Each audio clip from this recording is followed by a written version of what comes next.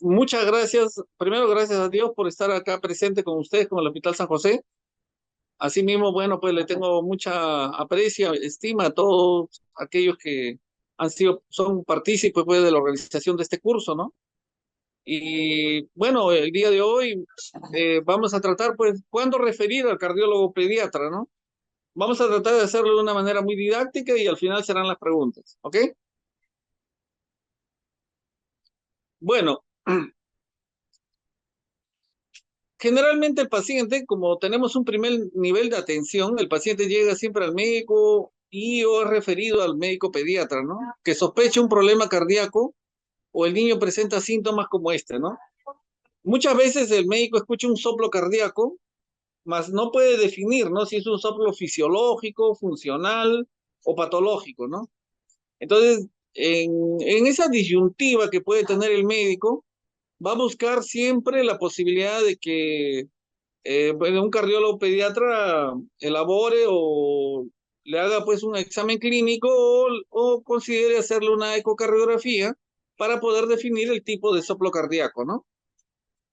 Una cosa muy constante hoy día de consulta ambulatoria es el dolor de pecho, ¿no? Entonces los padres generalmente lo que piensan lo asocian al abuelo que ha tenido, al familiar que ha tenido un infarto de miocardio, ¿no?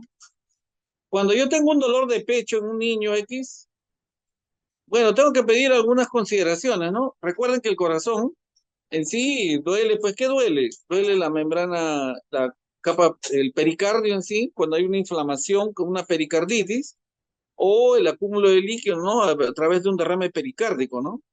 El miocardio duele, sí, puede doler en un caso inflamatorio, ¿no? Una miocarditis. Y lo que más nos preocuparía en el caso de un niño es que tuviera un implante anómalo de la arteria coronaria, ¿no? Que le llamamos alcapa, pues, ¿no? Una cosa muy constante hoy día que vemos bastante es los desmayos o el síncope, ¿no? En la cual, pues, un paciente súbitamente pierde el estado de conciencia y es evaluado, pues, por un médico, donde yo tengo que discriminar tres cosas, ¿no? Bien importantes. Uno es la posibilidad que realmente se trate de un problema cardíaco. Para ello yo le realizo un electrocardiograma y un ecocardiograma, ¿no? Para determinar si tiene de fondo una enfermedad cardíaca. Asimismo, tiene que ser evaluado por el neuropediatra para ver si no se trata de un tema convulsivo o de alguna otra alteración a nivel del sistema nervioso central. Y una cosa muy constante hoy día que se presenta es que los niños hacen cuadros psicosomáticos, ¿no? En relación pues al uso de la tecnología, ¿no? O sea, hay mucha ansiedad. Esta es la llamada generación de cristal, en la cual pues ante una rabieta, súbitamente el paciente pues hace un esfuerzo adicional, una hiperventilación y se produce un desmayo, ¿no? ¿Me entiendes? Otro signo a considerar es la dificultad para respirar, ¿no? Entonces, aquí hay muchos problemas, pues desde el otorrino, pasando por el neumólogo, pasando por el pediatra. Y una cosa bien constante es un consejo que nos dieron hace muchos años, ¿no? Si yo le doy una terapia a un paciente y esta terapia en 72 horas no revierte o rápidamente no hay una mejoría de ello, definitivamente yo tengo que estar ante un paciente que tiene que ser referido a otra especialidad, ¿no? Entre ellas el cardiólogo, ¿no? Generalmente cuando yo tengo una tos, digamos que no cede, más allá pues de unas 72 horas o tal vez, o hay episodios repetitivos, yo tengo que considerar por al menos cinco factores, ¿no? Uno es la posibilidad que hay una condición alérgica, otra es un factor inmunitario, otro que tenga una enfermedad pulmonar establecida, ¿no? Tipo asma, una bronquiolitis o una bronquiolitis repetitiva o obliterante, o otro cuadro que condicione pues una condición funcional, otro que tenga una enfermedad pulmonar congénita, pues, ¿no? También existen, y considerar también la evaluación por un cardiólogo pediatra, ¿no? Una cosa muy constante que veo el día de hoy es el cansancio, la fatiga, ¿no? En la cual el niño, pues, se agota, tiene una actitud, pues, de desgano y muchas veces está condicionado por el sueño, ¿no? Hemos tenido la oportunidad de conversar con otorrinos laringólogos que tienen un trastorno, pues, del sueño, ¿no? Entonces hay que hacerle una polisonografía, ¿ves? Entonces, van al cardiólogo, sí, como parte de la evaluación, pero tienen que ser evaluados por otras especialidades, ¿no? Lo siguiente es la cianosis, ¿no? Una coloración azulada de piel y mucosas. Una cosa muy constante que veo, más allá pues del diagnóstico diferencial de lo que puede significar un espasmo del sollozo en un niño de 6 meses a 5 años, lo que sí tengo que tener en cuenta es que muchos niños nacen con un foramen oval, ¿no? Hoy día mira que existen muchos niños con prematuridad. Encontramos pues el foramen oval que es normal en la vida intrauterina, pero está condicionado en la etapa postnatal, en la cual hasta el año de edad hay la presencia del foramen oval, ¿no? Ahora, el antecedente familiar de cardiopatías también obliga a discriminar si se trata de un paciente cardiópata, ¿no? ¿Ve?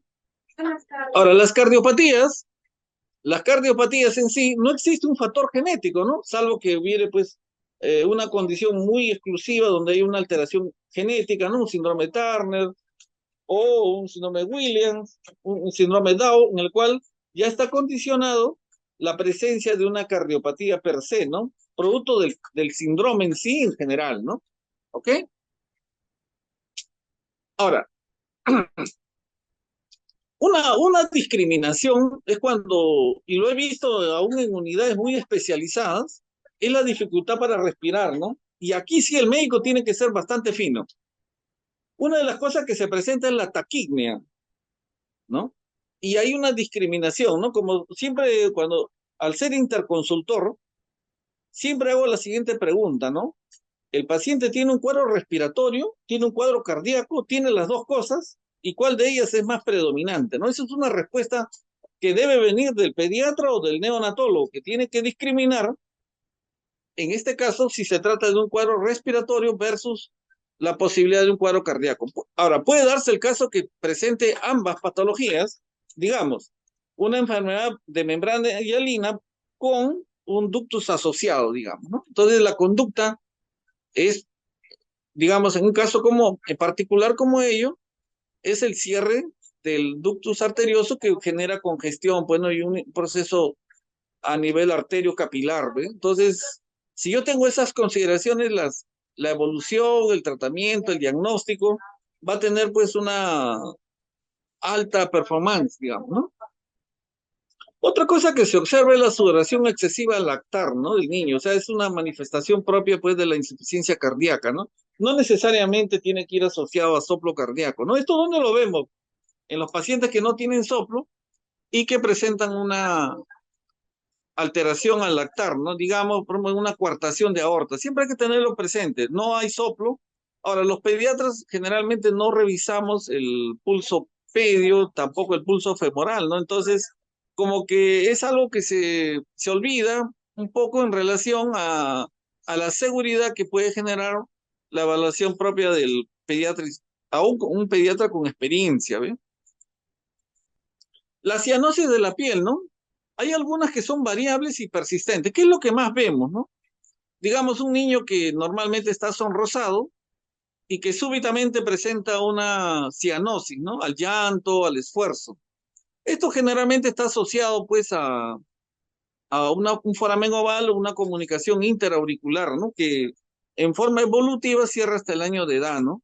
Pero vuelve a su color, digamos, ¿no? Eso es una característica bien interesante en el relato clínico, ¿no? Pero también hay las patologías en las cuales la cianosis es persistente y que cuando hay llanto o esfuerzo físico, digamos, el paciente presenta una mayor cianosis, digamos, ¿no? Pero su base es la cianosis en realidad, ¿verdad? Esto es muy importante a discriminar porque, sobre todo en pacientes que vienen de la altura, ¿no? Huancayo, Cusco, en la cual pues el paciente no satura pues 94-95% como es en la costa, en el llano, sino que a través de la hipertensión pulmonar que puede ser por la altura, condicionado una hipertensión pulmonar persistente del neonato o cualquier patología respiratoria que puede asociar, va acompañada de un aumento de la cianosis, ¿no? Entonces hay que discriminar ello porque en muchos cuadros hemos encontrado transposición de grandes vasos sobre una base en la cual no se definía. Recuerden que en la altura un paciente normalmente satura entre 88 a 92%, ¿no? Entonces Eso hay que tenerlo muy presente. ¿Ok? Ahora, el niño generalmente tiene una respiración diafragmática y cuando hay un esfuerzo respiratorio adicional, ¿no? A nivel diafragmático intercostal, siempre considera la posibilidad de una cardiopatía congénita, ¿no? La ganancia de peso, sobre todo en las cardiopatías que van con hipertensión pulmonar, ¿no? Digamos, una doble vía de salida con CIB subpulmonar, es cianótico, es delgado, o también puede ser un CIB grande, ¿no? Que es acianótico, pero también genera una alteración en el peso.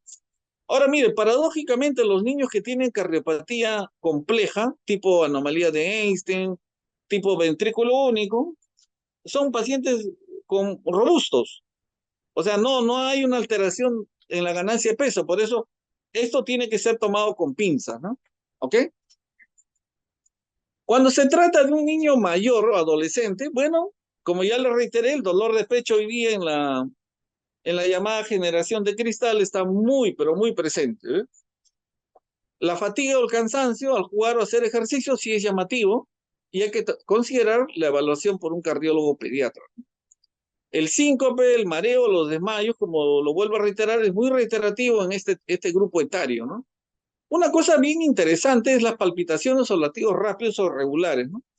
Mire, puede ser desde una extrasístole supraventricular que genera, pues, entre comillas, una pequeña pausa a la auscultación con el estetoscopio, pero no necesariamente, pues, afecta hemodinámicamente, ¿no?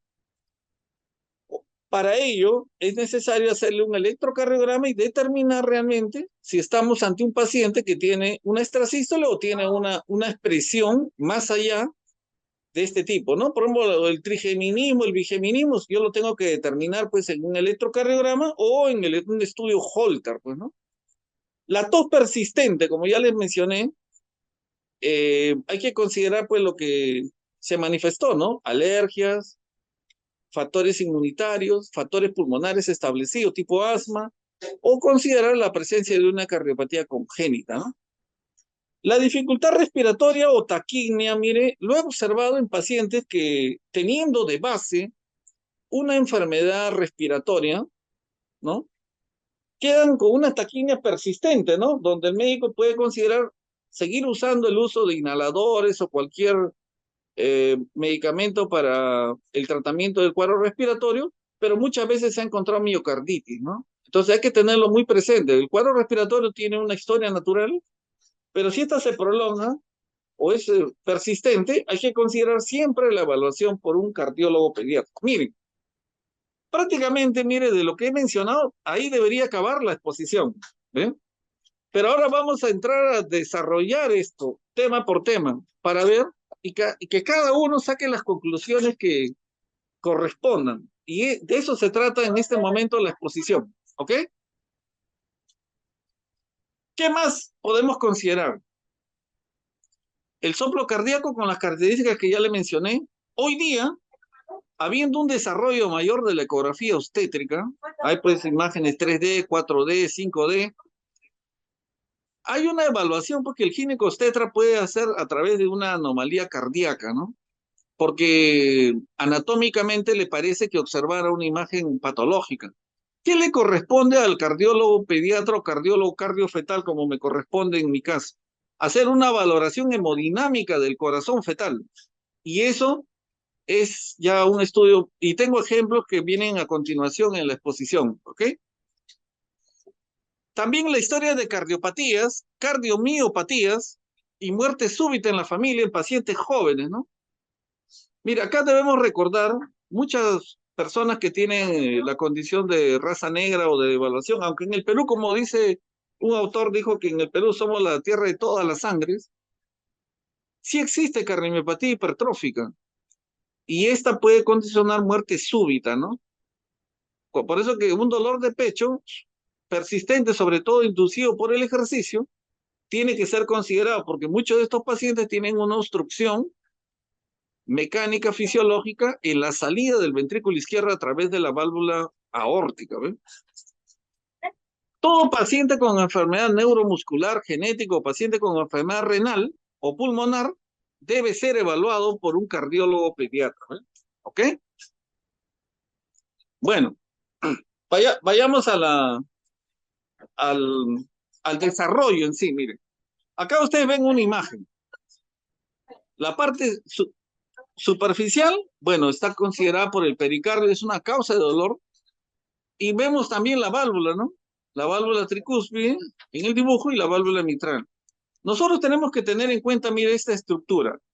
Cualquier alteración en el tabique interventricular va a generar un impulso de un flujo de sangre del ventrículo izquierdo al ventrículo derecho.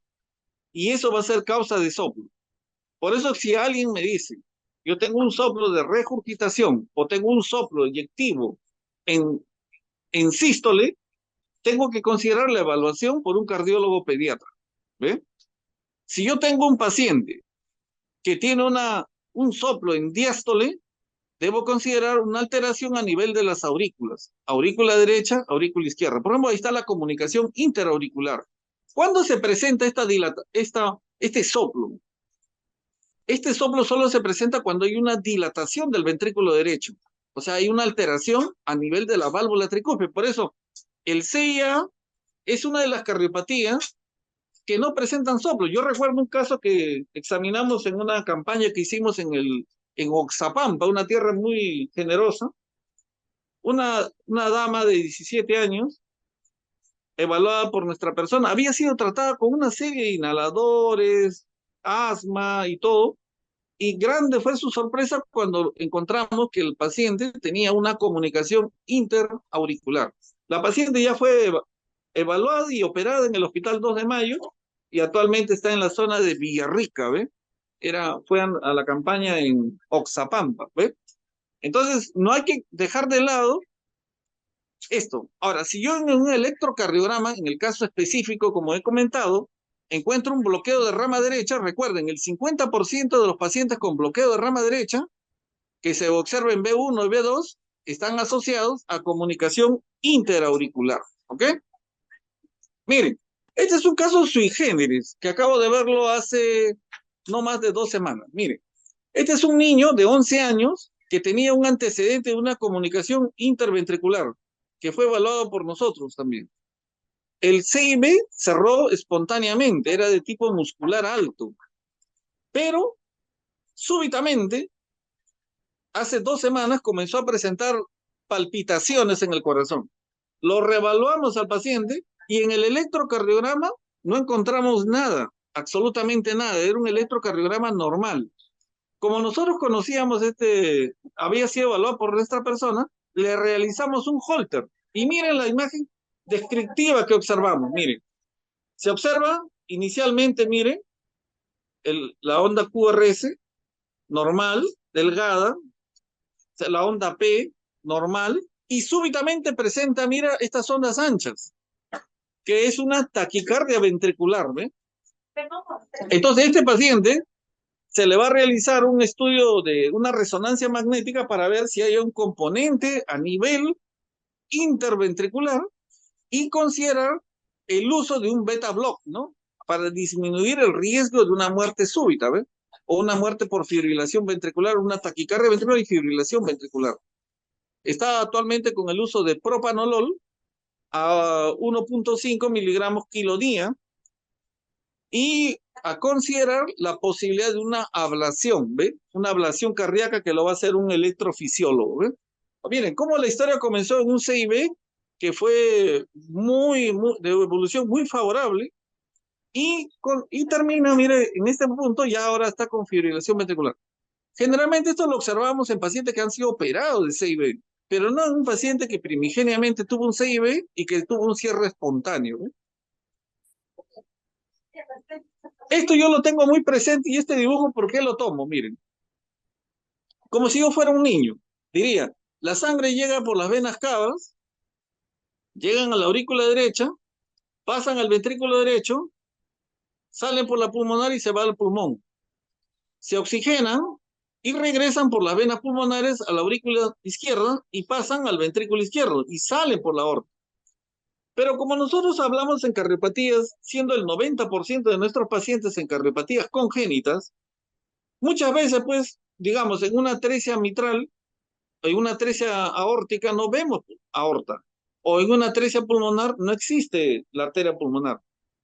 Yo tendría que considerar como primera posibilidad de que un paciente cianótico o un paciente con bajo gasto del lado izquierdo por una alteración a nivel ventrículo izquierdo aorta, tiene que haber alguna manera compensatoria que el organismo determina para poder sobrevivir. En el caso de una atresia pulmonar puede ser un ductus dependiente, ¿no? Entonces ahí requiere el uso de prostaglandina. Y este paciente lo vamos a observar cianótico, pues al nacimiento nomás, ¿ok? O un paciente que presenta un síndrome de ventrículo izquierdo hipoplásico o interrupción de arco aórtico, también va a haber una diferencial de saturación entre la mano y el pie. Y este es un motivo cuando yo encuentro más de 3% de saturación, de diferencial de saturación entre la mano y el pie, para ser considerado un paciente a evaluar por el cardiólogo pediatra. ¿Ok? Ya estamos entrando a aguas más profundas, mire. Normalmente, mire, les quiero hacer recordar la fisiología y la fisiopatología de las enfermedades cardíacas en niños. Recuerden que el corazón neonatal es un corazón friable, con una miofibría muy delgada. Acabamos de ver un paciente que ha presentado bajo gasto porque tuvo un paro respiratorio, ¿no? Y la fracción de eyección bajó a 30%, ¿ve? O sea, eso habitualmente pasa muy seguido en una unidad porque consideramos pues que una alteración respiratoria puede generar ese tipo de estrés a nivel de miocardio. Para no entrar y no complicar las cosas, siempre nos consideramos, ¿no? La contracción isovolumétrica en la cual el corazón eyecta la sangre hacia el sistema, ¿no? A través de la arteria aorta, viene la fracción de eyección, propiamente que debe ir arriba de 55 a 60%, viene la relajación isovolumétrica, que es la etapa en la cual el corazón se relaja después de esa contracción vigorosa, y viene la etapa de llenado ventricular. Este cuadro, yo creo que todos aquellos nos recordamos y tal vez recuerdos no muy agradables en la etapa de la fisiología cardíaca. Miren, normalmente, cuando un paciente tiene una estenosis aórtica o una insuficiencia aórtica, esta presión sube, pues, ¿no?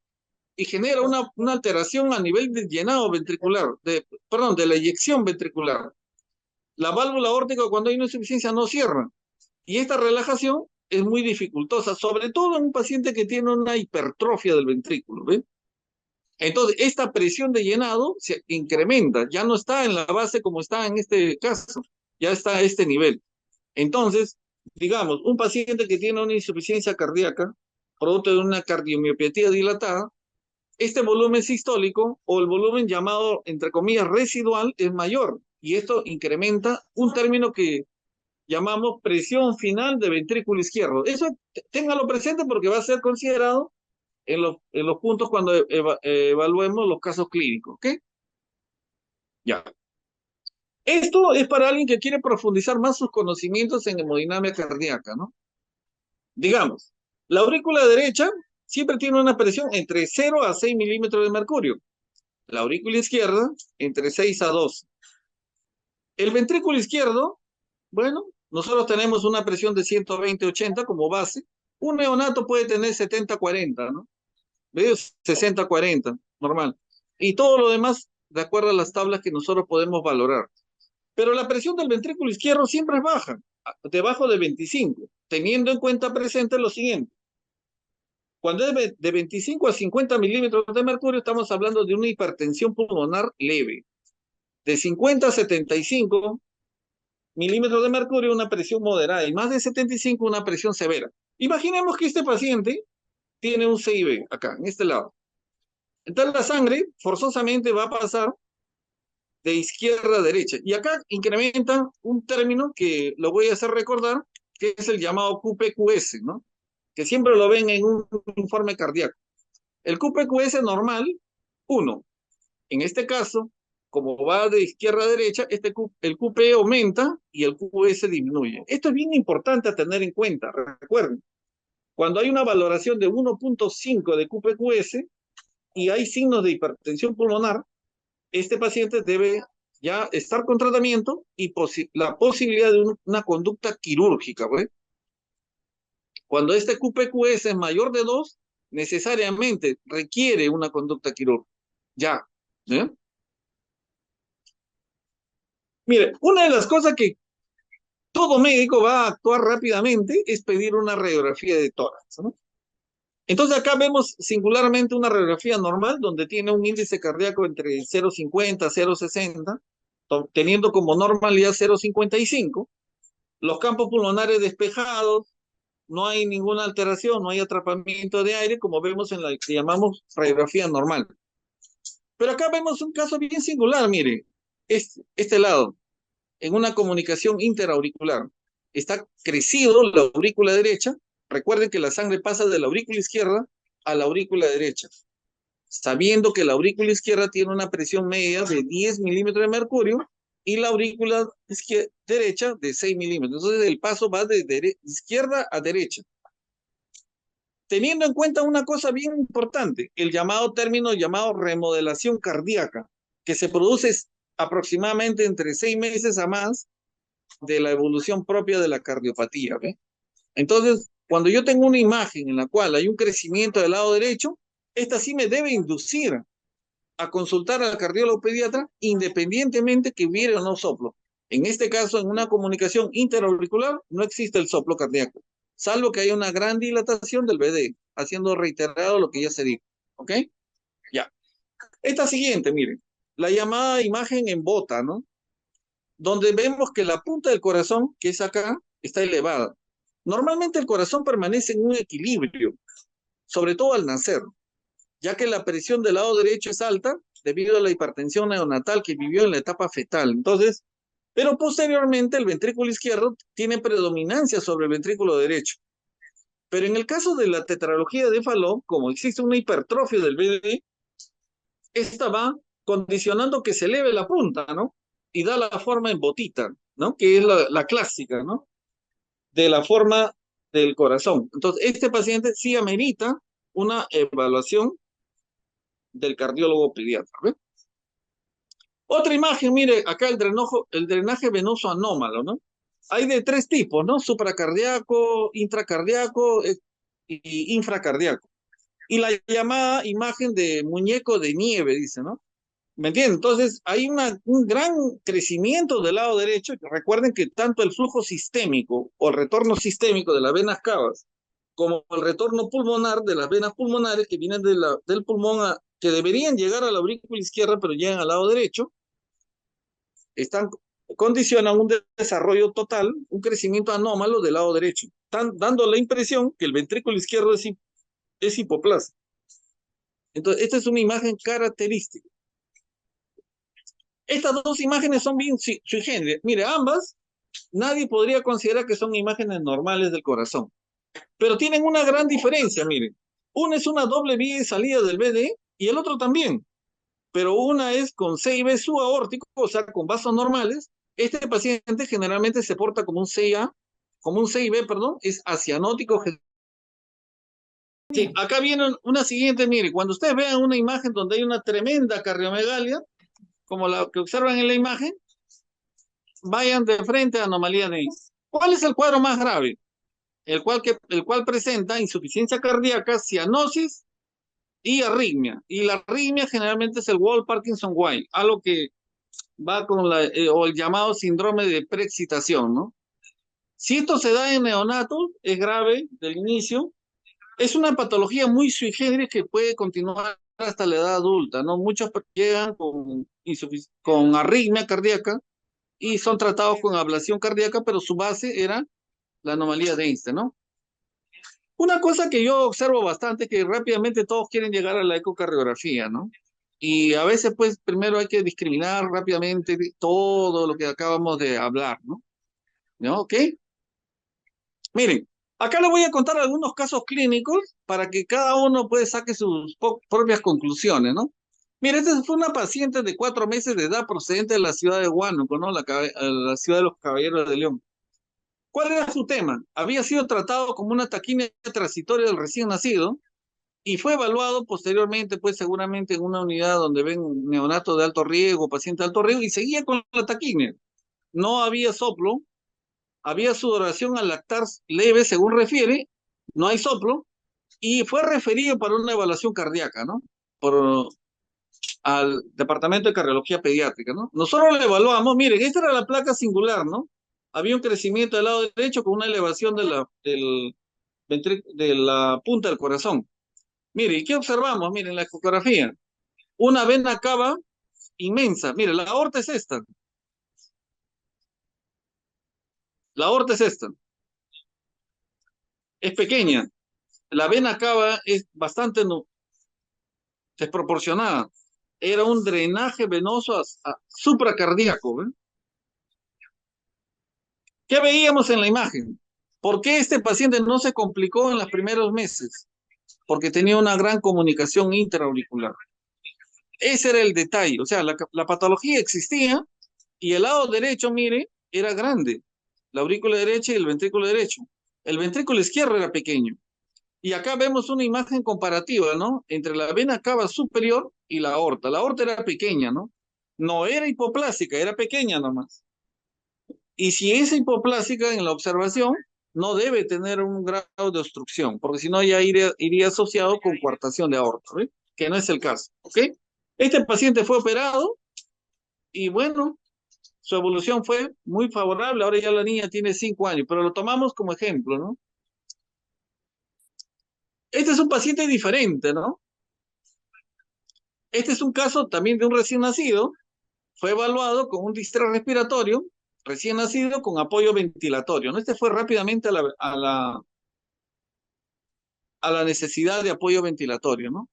Le hicieron una terapia surfactante por posible enfermedad de membrana hialina o versus el consumo de surfactante con radiografía de tórax con patrón radiológico de congestión pulmonar versus enfermedad de membrana hialina. Esa imagen que hemos escuchado bastante en la época del COVID, llamado vidrio esmerilado, dice, ¿no? Hacen una interconsulta a cardiología pediátrica y observamos lo siguiente, mira, esta es la placa, mira, mucha congestión. Aquí el CIA era pequeño, mira, acá.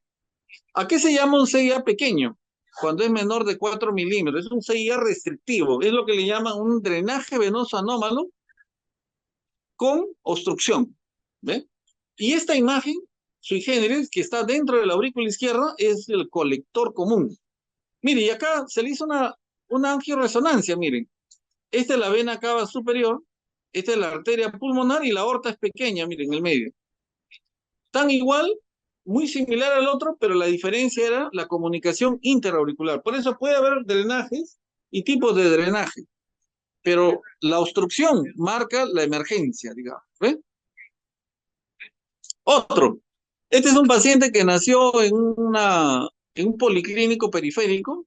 En la ecografía obstétrica no encontraron nada, fue un parto eutóxico a término, sin complicaciones en el embarazo ni en el parto, pero súbitamente presenta cianosis de causa no determinada, tratada con apoyo ventilatorio y en ventilación mecánica. Esa fue la conducta inicial del médico tratante, ¿no? Referido a un hospital de mayor complejidad y evaluado por nosotros. ¿Ven? Miren, este es un paciente cianótico a la observación y saturaba 47%. ¿Ven? Se le inició prostaglandina, llegó a 80%. ¿Y qué observábamos? Miren, que el ventrículo izquierdo está conectado a la arteria pulmonar y el ventrículo derecho a la aorta, ¿no? Es la imagen de circulación en paralelo. Ahí está. Este paciente tiene tres consideraciones. Primero, el uso de la prostaglandina inicialmente para facilitar la salida de la sangre a nivel del ductus arterioso. Segundo, esa es la circulación en paralelo, ¿no? Ya. Este es otro caso, sui generis también. Hubo un soplo cardíaco a un paciente varón de 3 años de edad de la ciudad de Pichanaki, en Chanchamayo. No tiene un cuadro de importancia, no había tos, un niño que juega normal. Incluso la evaluación fue inconclusa, ¿no? Con respecto al soplo cardíaco que le escucharon a los 6 meses de edad, según lo que nos refieren. Aquí sí hubo una conducta del médico que le dijo que ese agujero iba a cerrar, ¿no? Un posible CIB versus un CHAN de izquierda a derecha no determinado, ¿no? Porque no hubo estudio. Fue referido a nuestra especialidad en la ciudad de La Merced. Miren, y observamos una cosa sui generis, miren, acá vemos un corazón y el tabique en toda su dimensión, y vemos acá la imagen, miren. Tenía un CIB apical, ya tiene 3 años y medio de edad, nos falta hacer una valoración hemodinámica de este corazón y ver, pues, podemos esperar hasta los 10 años para tomar una conducta o tal vez nunca hagamos nada. Y consideramos solamente una profilaxis para evitar una endocarditis bacteriana, ¿ves? En cualquier procedimiento odontológico o de otra índole, ¿ves? ¿Ok? Entonces, todo paciente que tiene un soplo, sí hay que hacer una valoración. Bueno, este es un caso clínico muy interesante, mire, que actualmente lo estamos evaluando también. Es una paciente joven, ¿no? Embarazo único, desde la 14ª semana se determinó la presencia de una bradicardia fetal, ¿no? Aproximadamente 50 latidos por minuto, ¿no? Con hospitalizaciones múltiples en diversos nosocomios, ¿no? Donde diagnostica, pues, un síndrome Sjögren, ¿no? Una enfermedad autoinmunitaria donde el sistema inmune ataca las glándulas salivales y lacrimales, produciendo sequedad de boca y ojos, y donde está asociado a bloqueo cardíaco congénito, ¿no? Donde los anticuerpos de la madre, anti-ROSSA y anti-LASSB, dañan al nódulo aurículo-ventricular del feto, ¿no?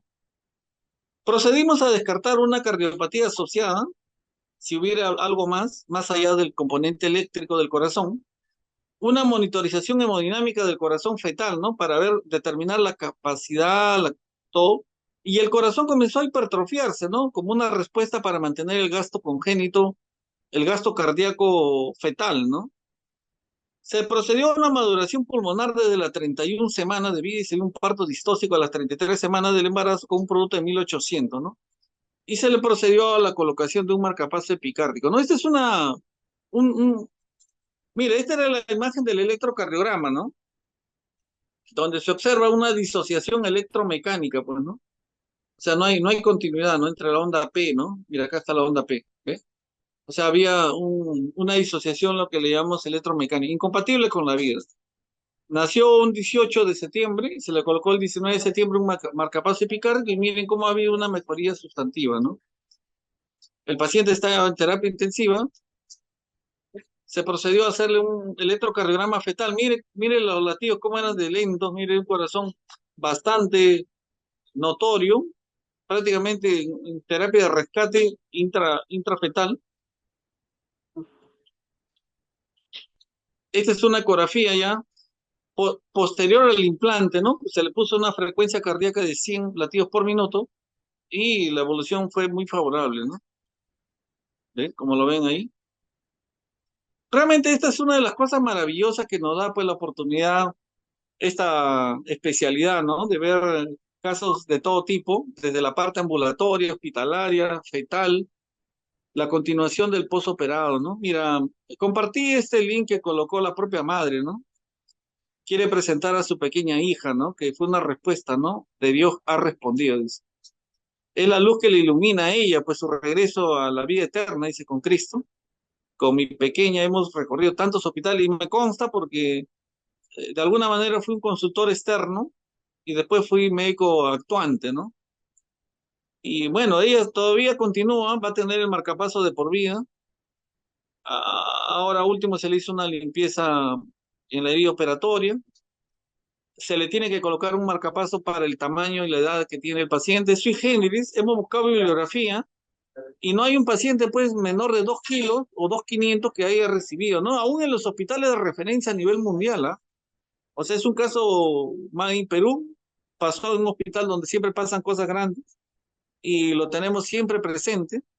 Y solamente decirle pues muchas gracias a todos ustedes que me permiten pues compartirles, ¿no? Mire, le he contado experiencias, he tenido toda una experiencia en la zona de la selva central, he visto mucha cardiopatía, mucha cardiología fetal, y bueno, pues agradezco a Dios primero, al comité organizador, y estaremos presentes y actuantes cuando requieran de nuestra experiencia o de lo poco o mucho que hemos aprendido en esta especialidad. Te agradezco, Lice, realmente por la organización de tu curso y a todo el equipo y que Dios los bendiga y estoy presente para las preguntas que correspondan. Muchas gracias, doctor Robert. Nuevamente agradecerle la participación en el sexto curso de pediatría ambulatoria. El equipo y el comité organizador del sexto, bueno, los cursos de pediatría, le agradecemos nuevamente su participación siempre, la deferencia que tiene con nosotros, el cariño también mutuo que hemos tenido durante todo ese tiempo de su participación y colaboración con nosotros. Así que desde el auditorio le damos un fuerte aplauso, doctor, por su excelente ponencia. Vamos a hacer una ronda breve de preguntas. Por acá nos comentan, doctor, respecto al dolor torácico en pediatría, ¿cuáles son las red flags en emergencia que podrían indicarnos derivarlo a cardiopediatría? Mire, el primero hay que calmar la ansiedad, ¿no?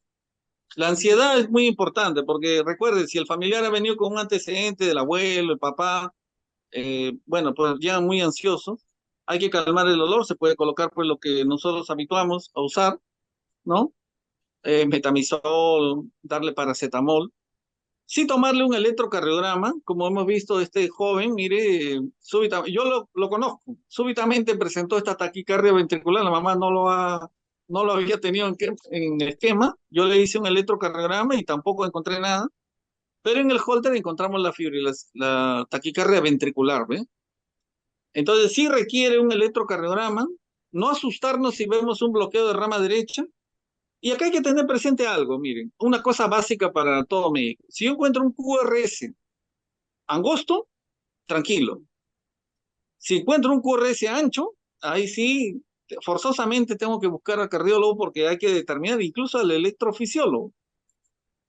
Porque si es angosto, yo estoy viendo a un paciente que tiene una taquicardia o una expresión supraventricular, ¿no? Y si es ancho, es ventricular netamente, ¿no? Entonces, eso también hay que diferenciarlo. Nuestras actitudes cambian cuando vemos un QRS ancho, ¿no? ¿Ok? Segundo, sí requiere una evaluación ecocardiográfica y esas son las consideraciones que debemos tomar, ¿no? O sea, no, un electro sí puede haber en una emergencia. Bueno, en mi caso, ahí están mis números, cuando quieran estoy a su disposición. He tenido experiencia de muchas personas que, recuerdo un doctor que no sé si está en el grupo, pero él tuvo una taquicardia tipo Flutter, ¿no? Y él se animó a usar adenosina, ¿no? Entonces, realmente, pues creo que eso lo impulsó a hacer terapia intensiva cardiovascular, ¿no? Entonces, definitivamente, pues, estamos llanos a colaborar, ¿no? ¿Ok? Bueno, una pregunta por aquí en el chat. Bueno, además de las felicitaciones que le hacemos extensivas, a ver, la doctora María Valdeiglesias menciona si medicina ambulatoria pediátrica se ha integrado en tamizaje cardiológico. ¿Y cuál es el valor real de esta prueba? Un tamizaje cardiológico, mire, bueno, yo tengo que considerar, ¿no? O sea, el llamado tamizaje, cuando yo encuentro una diferencial de saturación entre la mano y el pie, más de 3% sí tiene alto valor predictivo, ¿no? O sea, es muy específico. La sensibilidad, he visto un estudio que hicieron con la Clínica Mayo, algunos hospitales incluso de la altura, y encontraron pues que esta sí tiene una alta sensibilidad y sobre todo una alta especificidad, ¿no? Que va arriba del 90%, ¿ah? O sea, sí es bastante llamativo. Ahora, lo que sí llama la atención es que, sobre todo en las zonas de altura, como la saturación y la hipertensión pulmonar están presentes, definitivamente, pues, eso resta, ¿no? Porque tiene que haber una evaluación muy sucinta, ¿no? De alguien médico que ya tenga cierta experiencia en observar a los pacientes, ¿no? En las zonas del llano, la especificidad es muy alta, ¿no? Entonces, sí, sí tiene validez hacer una unidad de descarte de cardiopatía congénita, ¿no? Claro, sí lo tiene. Sí, bueno, creo que ya ahora ya es parte de los protocolos, ¿no? Acá en el hospital, por ejemplo, sí se ha implementado, doctor, parte del, así como hay tamizaje oftalmológico, también se realiza el tamizaje cardiológico, por lo menos por aquí. Por aquí, a ver, menciona la doctora no, perdón, el doctor Alex Chávez menciona pues que el dolor en pediatría de pecho no necesariamente tiene etiología cardíaca. Eso sí, Ah, claro, eso es lógico. O sea, generalmente, como le digo, tiene que ver a veces un componente psicosomático, puede tener componente, pues, neuromuscular, ¿no? O sea, por eso que al calmar el dolor, yo puedo observar mucho de estas manifestaciones, ¿no? Y ver también el componente, pues hoy día hay mucha ansiedad, muchas situaciones que conllevan, pues, a alteraciones psicosomáticas, ¿no? Entonces, pero a cada caso hay que verlo, ¿no? Cada caso hay que verlo. Muchas gracias, doctor Robert Gonzalo Suazo. Le hacemos extensivas nuestras felicitaciones por esta excelente ponencia y también el diploma de reconocimiento se lo haremos llegar también, doctor, personalmente por parte del Departamento de ¿Ya? Psiquiatría del Hospital San José del Callao, además de este pequeño presente por estos años de participación en el equipo. Ahí, ahí le mandamos, doctor. No sé si se ve muy Bueno, yo les agradezco realmente y estoy pues atento, ¿no? A cualquier situación y que Dios lo bendiga y estoy contento porque creo que esta parte, difundir este conocimiento y mira, lo hemos llevado de la parte fetal hasta a cosas más mayores, me complace también. Yo me siento más que complacido. Que Dios lo bien. bendiga. Tengo que agradecer a muchísimas personas. Mire, en diferentes ímpetus he ido aprendiendo y he rescatado mucho, sobre todo esta última etapa que he estado en la selva central y le agradezco mucho al Hospital Julio César de Marini, que fue parte también de la experiencia que puedo contar a muchas personas, no quiero olvidarme de nadie, pero son muchos y yo los aprecio mucho. Y también a ustedes y a toda la experiencia que pude haber acumulado en diferentes lugares. Que Dios los bendiga y estamos atentos. ¿Ok? Ya, Lisette, un gusto y gracias. Yo Gracias, soy el doctor. Un complacido. fuerte abrazo. Muy Ya, amable, gracias. chao. Hasta Hasta luego. luego.